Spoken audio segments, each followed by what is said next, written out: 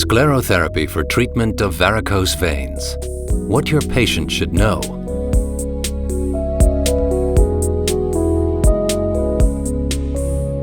What are varicose veins? Varicose veins are superficial veins of the leg that are pathologically enlarged and often appear twisted and bulging. About 60% of all adults in Germany suffer from small varicose veins, and 20 to 30% from larger varicose veins with symptoms or complications. Varicose veins are thus a widespread disease that must be taken seriously. The following chapters will help you understand this disease and inform you on how to react to it. The cardiovascular system. The cardiovascular system is a transport system for oxygen and nutrients that includes the heart, a network of blood vessels, and the blood itself.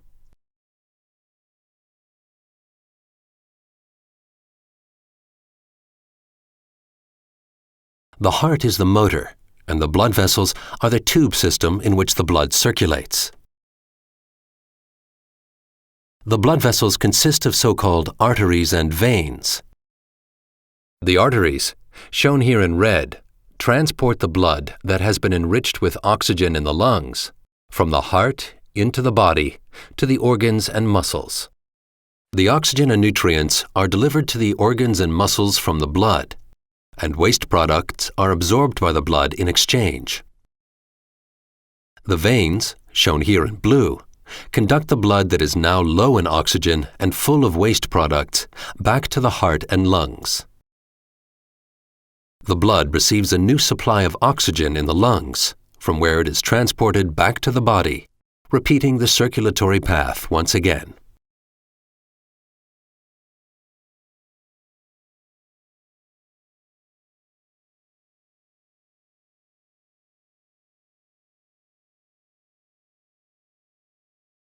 How do the veins transport the blood back to the heart?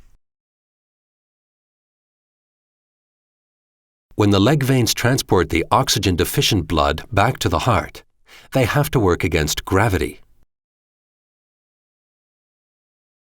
The veins are equipped with so-called valves so that the blood will flow in the right direction. The venous valves open when the blood flows towards the heart. They close when the blood begins to flow in the wrong direction. The venous valves thus make sure that the blood can only flow in one direction, back to the heart. Besides the venous valves, the so-called muscle pump also plays an important role in transporting blood against the pull of gravity. The large veins in the leg are surrounded by muscles that tense and thicken when we walk. This muscle action presses on the veins and pumps the blood upwards. When the muscles relax again, the venous valves prevent the blood from flowing backwards, as described above. There are deep leg veins and superficial leg veins. The superficial venous system runs in and just below the skin. It transports blood from the skin and sublayers of the skin back into the deep venous system, accounting for about 10% of the return transport of the blood. The deep venous system is located deep inside the legs. It transports about 90% of the blood back to the heart. The superficial and deep venous systems are interconnected at certain places by connecting veins. How do varicose veins develop, and what symptoms do they cause? As we mentioned at the beginning, varicose veins are pathologically enlarged veins of the superficial venous system. Doctors refer to them as varicose veins or varices. Varicose veins develop if congenital connective tissue weakness leads to expansion of the venous walls, and the venous valves no longer close properly, and thus cannot fulfill their function. Gravity pulls the blood in the wrong direction, whereupon the blood remains in the leg and causes congestion. This further increases the pressure in the blood vessel until varicose veins develop. Besides a congenital connective tissue weakness, certain other risk factors also encourage the development of this condition. These risk factors include advanced age, pregnancies, the intake of hormones, for example the pill, lack of exercise, and overweight. What symptoms are caused by varicose veins? Many patients first see a doctor because of the unattractive appearance. Even spider veins can cause symptoms and may be the first visible signs of increasing venous weakness. The most frequent symptoms of varicose veins are tingling, stabbing pain, and a tense sensation in the legs. Tired and heavy legs, itching, water accumulation around the ankles, and cramps may occur as well. Unless it is treated, the disease gets worse, possibly resulting in skin discolorations and chronic skin inflammations. At worst, venous inflammations, thromboses, and ulcerated legs may occur. Varicose veins should therefore be taken seriously and treated. Consult your family doctor or a vein specialist, also known as a phlebologist.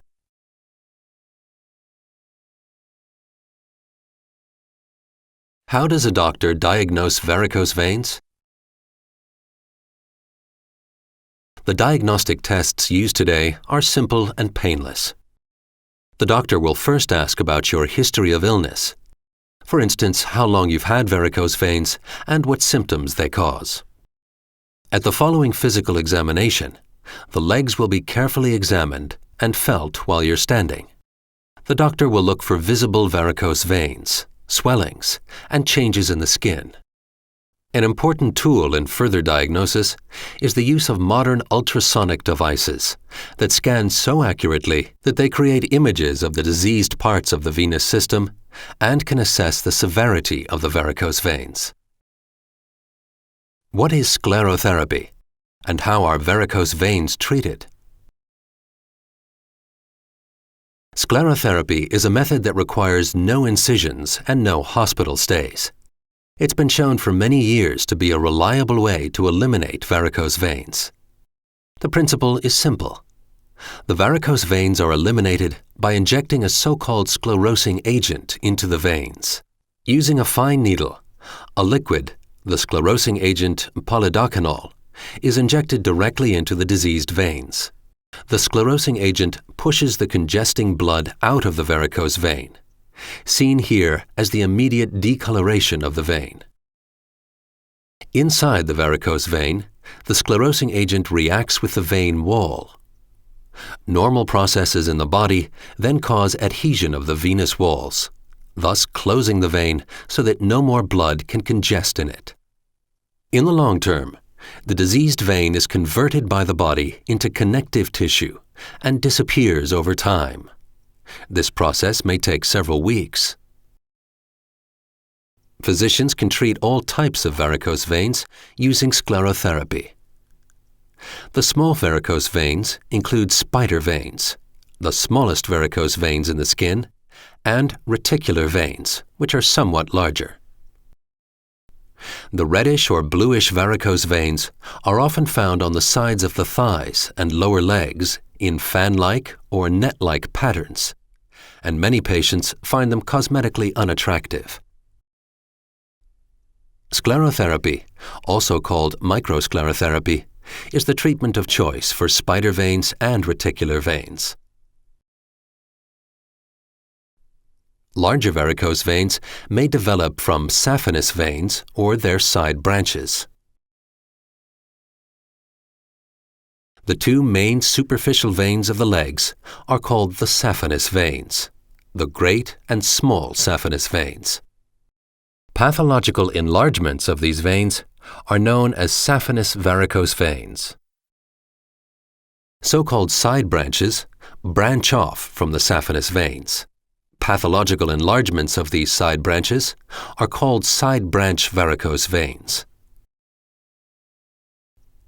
To treat larger varicose veins, a foamed sclerosing agent is often used instead of the liquid agent due to the stronger effect of the foam.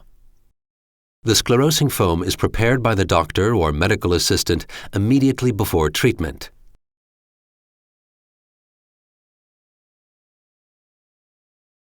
Sclerotherapy with foam is carried out under ultrasonic control to assess the position of the varicose vein precisely and determine the best injection site.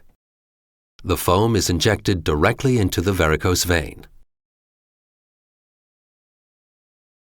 Here as well, the diseased vein is eventually converted into physiological connective tissue.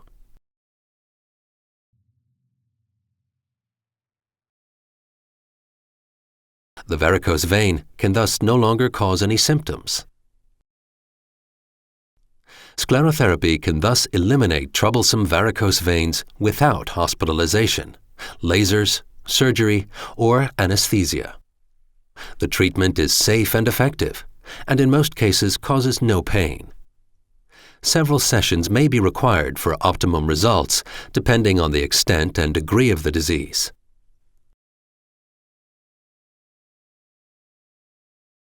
What happens after sclerotherapy? Upon completion of sclerotherapy, an adhesive tape is applied, then a compression stocking or bandage.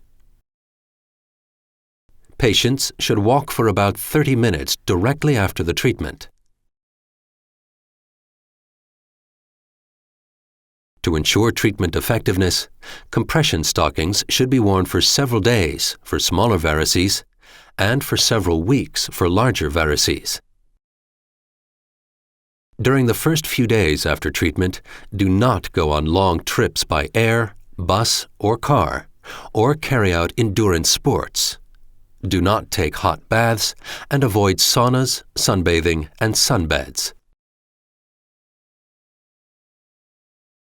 Varicose veins are a chronic disease. This means new varicose veins may develop over the years despite successful treatment.